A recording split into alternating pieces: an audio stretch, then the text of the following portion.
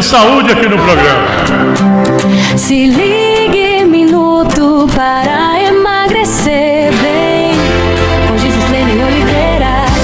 Emagrecer com saúde, fazer o regime aí, é dentro das normas, né? Tá falando da primeira fase, né? Agora é a segunda fase aí, ó, do emagrecimento aí. Nessa fase aí as pessoas podem desanimar, pode animar, pode continuar ou desistir.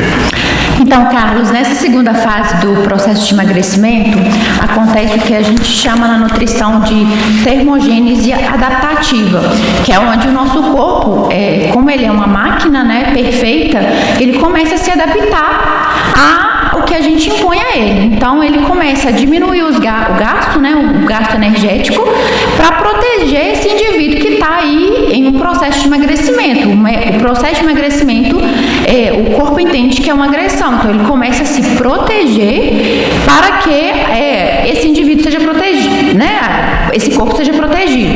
E acontece a diminuição desse gasto calórico e, consequentemente, diminui-se a perda de peso. Mas a gente tem que lembrar, principalmente das pessoas que estão aí em processo de emagrecimento, que nessa primeira fase, Carlos, acontece muita perda de água.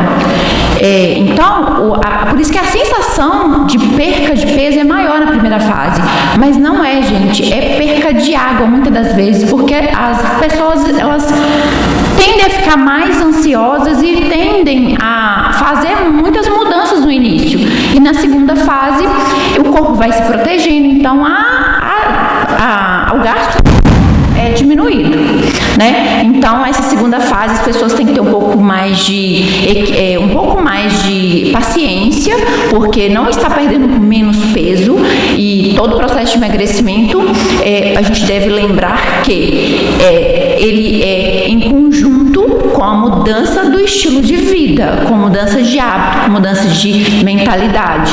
Então, não adianta você querer perder peso por um curto período. Tem que ser, todos os indivíduos que estão nesse processo devem iniciar com a intenção de levar isso para a vida, porque todos os pacientes que têm a tendência a ter um sobrepeso, uma obesidade, tem um fator genético ali que influencia. Então, o corpo sempre vai tentar manter o peso maior que as pessoas que esse indivíduo já teve.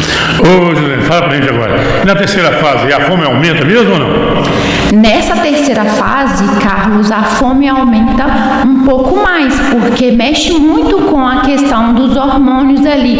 Grelina, leptina, vai diminuindo, vai aumentando e vai fazendo com que esse indivíduo perca totalmente esse gasto energético de forma em comparação à primeira fase, e aí tem o platô ou reganho de peso.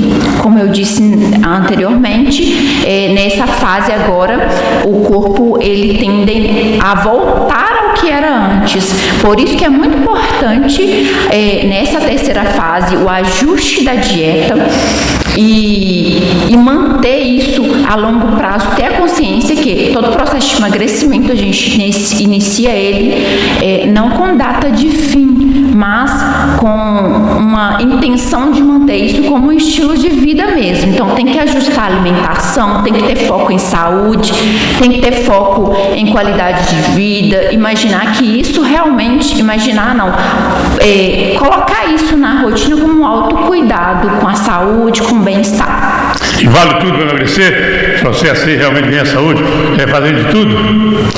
Não vale tudo para emagrecer. Nesse processo de emagrecimento rápido, que muitos indivíduos, muitos pacientes aderem, a gente perde muita massa muscular, Carlos. E a gente perder muita massa muscular, a gente perde saúde. Massa muscular é o que vai garantir força, energia, vitalidade pra gente, é o que mantém nossos músculos, né? E isso facilita, né, a